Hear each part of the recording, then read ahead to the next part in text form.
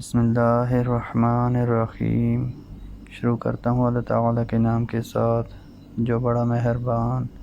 نہایت رحم کرنے والا ہے۔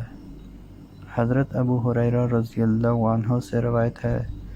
کہ رسول اللہ صلی اللہ علیہ وآلہ وسلم نے فرمایا، جن اونٹوں کی زکوٰۃ نہیں دی گئی وہ آئیں گے اور اپنے مالک کو اپنے پاؤں سے روندیں گے، اور گائیں اور بکریاں آئیں گی، وہ اپنے مالک کو اپنے کھروں سے روندیں گی اور اسے سینگوں سے ماریں گی، اور اس کا خزانہ ایک گنجا سانپ بن کر آئے گا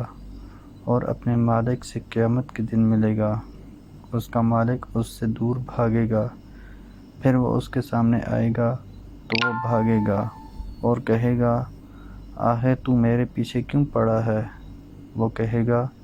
میں تیرا خزانہ ہوں، میں تیرا خزانہ ہوں۔ آخر مالک اپنے ہاتھ کے ذریعے اس سے اپنا بچاؤ کرے گا، لیکن وہ اس کا ہاتھ ڈس لے گا۔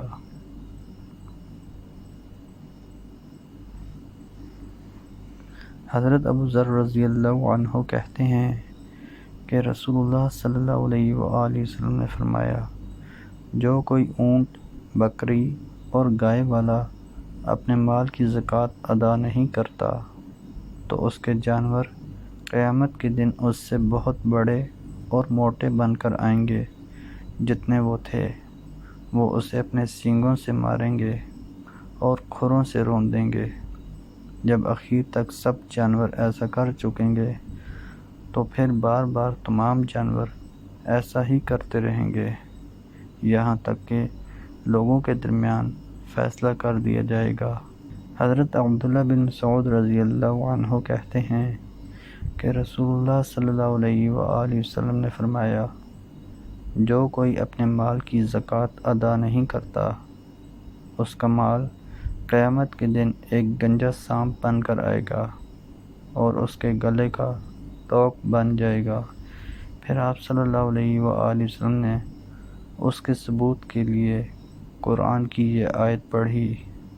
وَلَا يَحْسَبَنَّ الَّذِينَ يَبْخَلُونَ بِمَا آتَاهُمُ اللَّهُ مِنْ فَضْلِهِ، یعنی اور جن لوگوں کو اللہ تعالیٰ نے اپنے فضل سے کچھ مال دیا ہے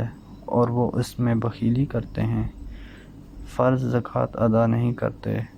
تو اس بخیلی کو اپنے حق میں بہتر نہ سمجھیں، بلکہ بری ہے ان کے لیے جس مال میں انہوں نے بخیلی کی ہے،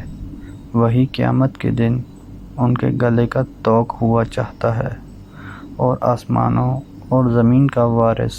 آخر اللہ تعالیٰ ہی ہوگا، اور جو تم کرتے ہو یعنی سخاوت یا بخیلی، اللہ تعالیٰ کو اس کی خبر ہے۔